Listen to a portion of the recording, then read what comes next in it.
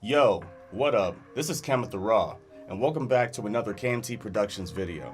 Alright, so I'm not really going to mince words. All I'm going to say before we get started is that if you guys like this type of content coming, make sure to hit that like button down below. And if you have any suggestions about any topics you may want me to talk about in the future, make sure to leave that in the comments down below as well. If you haven't already, go ahead and subscribe to the channel because, I'm just trying to build up a community of people who want to talk about real topics like this, information that can build us all up, such as, our last previous topics have been, credit, cryptocurrency, and with that, I'll be moving into our next topic for today, which is renting versus owning where you live. So without further ado, I'm going to go ahead and get started. Whether you rent or own the place that you live is like a major decision. It doesn't really just affect how much money you have left at the end of the month.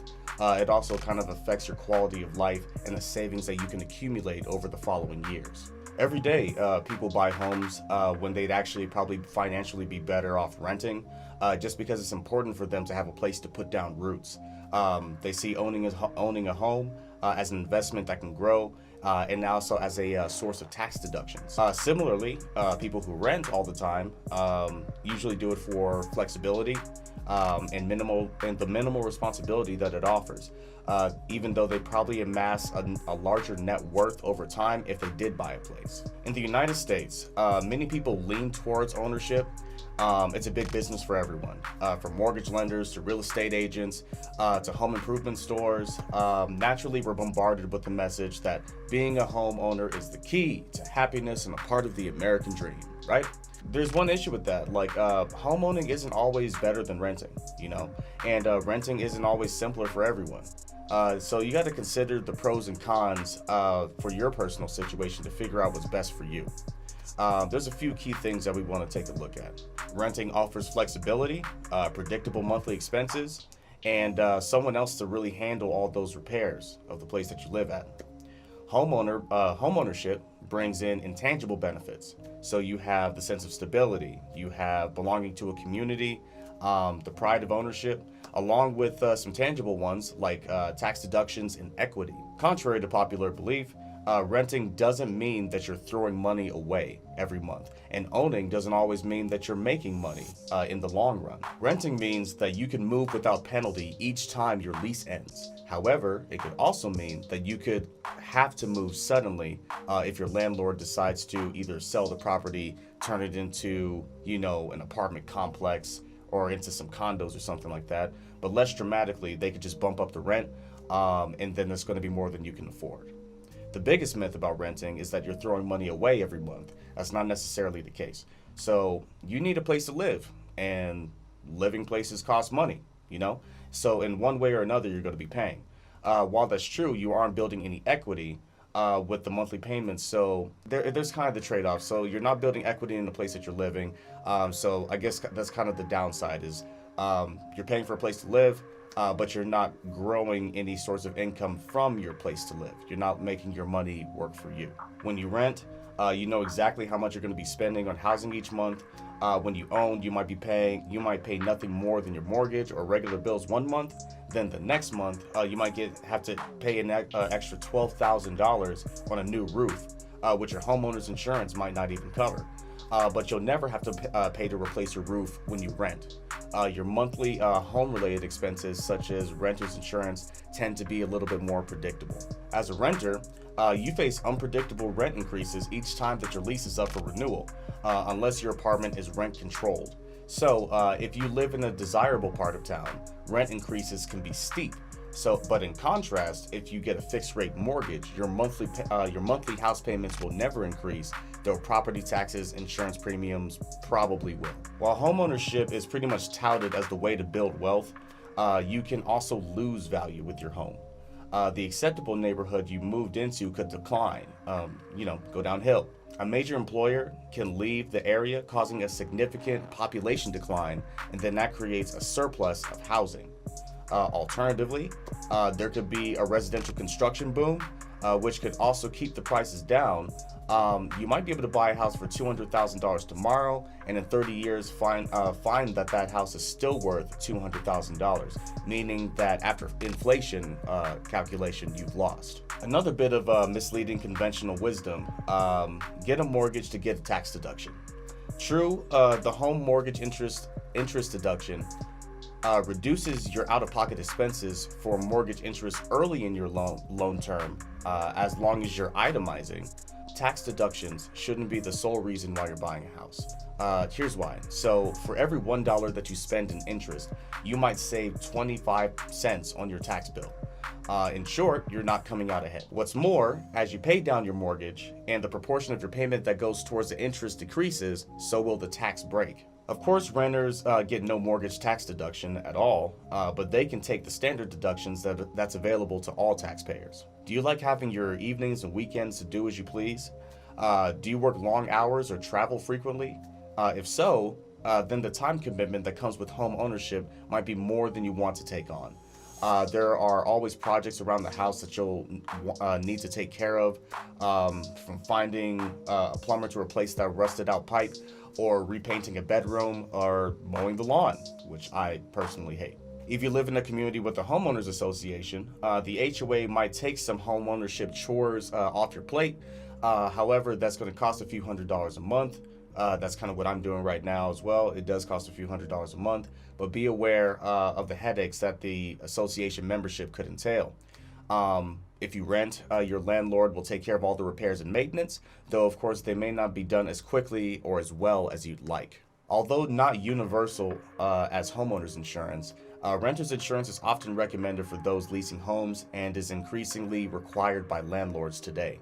Home ownership brings intangible benefits, like I said before, such as the sense of stability, belonging to a community, and the pride of ownership. However, it is not good. It's not good for restless or nomadic types. Real estate is the original liquid asset. You might not be able to sell when you want if the housing market is down. Even if it's up, there are significant transaction costs when you do sell. So changing your mind about where you want to live is far more expensive when you own.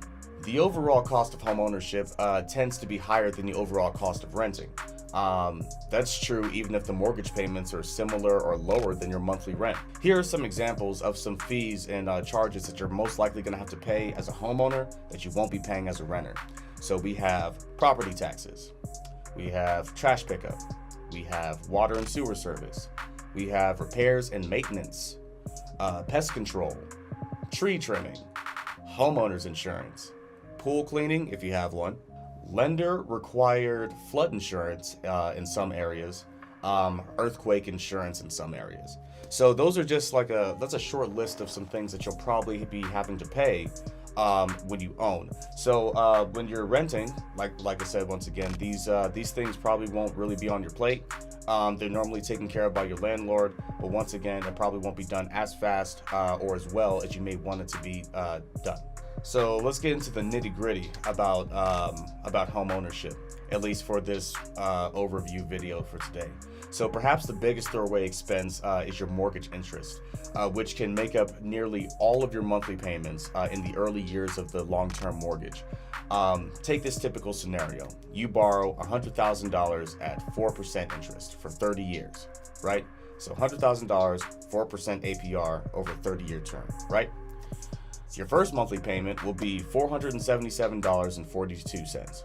And out of that $477, $333.33 is actually going straight into interest payments. And only $144.08 is going into principal.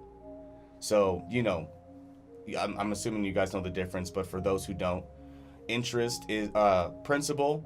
This is payments into the property itself. Interest rate, which is an APR, it's an annual percentage rate, means that you break up the $100,000 into 30 years, and then you actually attach interest to each one of those payments. But then it's actually front loaded. So in the end, you're actually paying, an extra 60 to 70% over the 100,000. So it would probably be, I'll pull up the actual calculation up here, but just off the top of my head, based on this, it'll probably be an extra $40 to $60,000, right? So, yeah, it'll be about 13 years of you paying predominantly principal before your monthly payment starts to go more towards principal than towards interest. Does that make sense? In total, well, actually, I did put the calc here. In total, you'll lose $71,869.51. So literally, you're paying 71.8% more than the actual listed price than you originally thought, just because of the 4% annual percentage rate. Which is why, this goes back into my credit video. If you have better credit, put a higher down payment on the place that you're trying to get into, then not only will your interest, you can qualify for a lower interest rate, but that actually changes your monthly payment as well. So that saves you some money in the long run just by having a better credit score immediately, if you can negotiate a better APR. Even renovation projects don't often increase your home's value more than what you spend time on them. On average, you'll get about 66 cents back for every dollar that you shell out for home improvement projects. The projects that recoup the most are not the most glamorous. They're not really going to be things that you're going to be excited about doing. The best return is the replacement of a garage door. That apparently gives you the biggest kickback in terms of investment versus raising your home's value. Once you add up all these costs, you may find out that you're actually better off financially by renting and investing money you could have put into a home into a retirement account. Which option's best for you isn't just about the money, it's also about comfort and your vision for your life. Ignore the people who tell you that owning always makes more sense in the long run and that renting is throwing your money away, but also disregard those who say it makes more sense to buy if your monthly mortgage payment would be the same or less than your monthly payment, because that's not also true either. Housing markets and life circumstances are too varied to make blanket statements like these. As somebody I know personally says in the real estate business, I don't have a crystal ball. And anybody who tries to tell you that they do and basically be able to predict how the market is going to go is most likely lying to you. More importantly, you should always ignore anyone who discourages you from buying a home because of race, religion, or marital status. Unfortunately, people were often prevented from owning land based on race and or other beliefs in the past.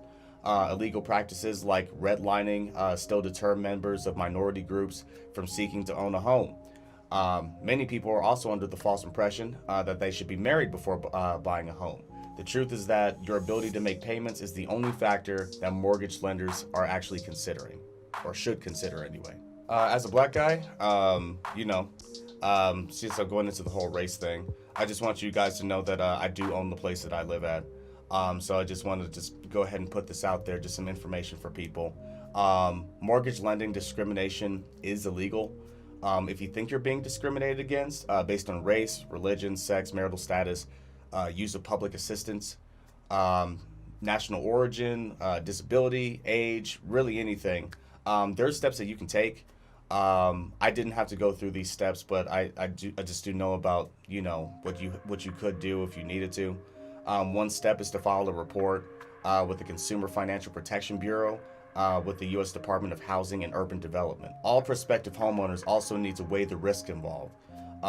Getting a mortgage often requires using a large amount of financial leverage. If the housing prices go up, people with mortgages can make extraordinary gains. On the other hand, they can also lose everything and more if prices fall too much.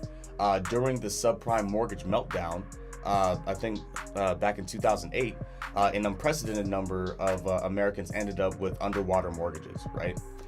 The key to avoiding these disasters is to pay attention to the overall level of the housing prices by looking at the Case-Shiller index.